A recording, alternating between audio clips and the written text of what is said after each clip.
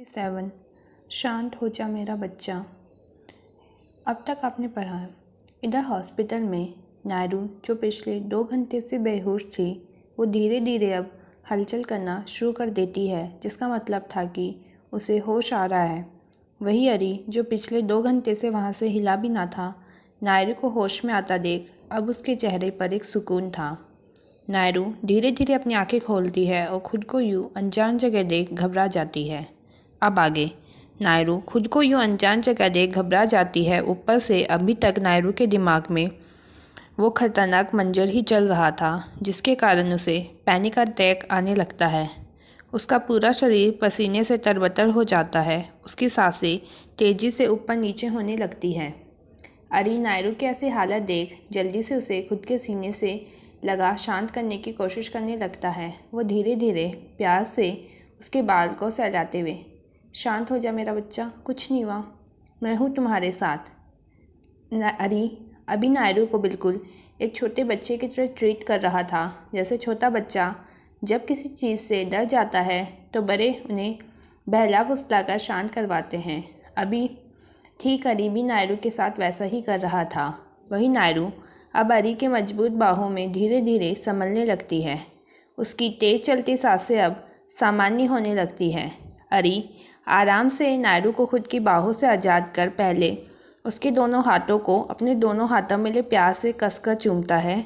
फिर एक एक कर अपनी बेकरारी परेशानी का सबब उसके पूरे चेहरे पर अपने प्यार की बोछों से कर देता है। क्यों करती हो ऐसा?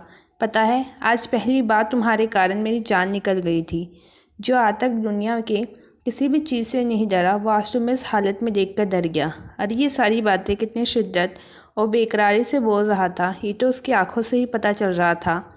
साथ ही वो कभी नायरू के हाथों पर अपना प्यार देता तो कभी उसके पूरे चेहरे पर।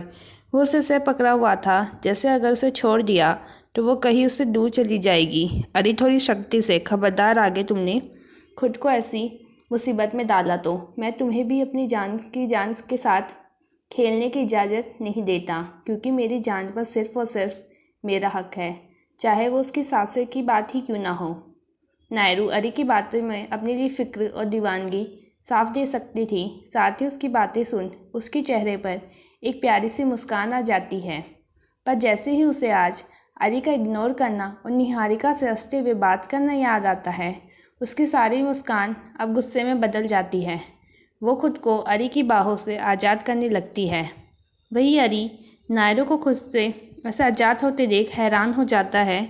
वो जैसे ही उसे अपनी बाहों में फिर से लेने के लिए आगे बढ़ता है, नायरू उसके बढ़े हुए हाथ को बीच में पकड़ रोक उस पर जोर से अपने दांत गरा देती है। आज का एपिसोड कैसा लगा मुझे ज़रूर बताइएगा और अपने कमेंट्स और लाइक देना मत भूलिएगा।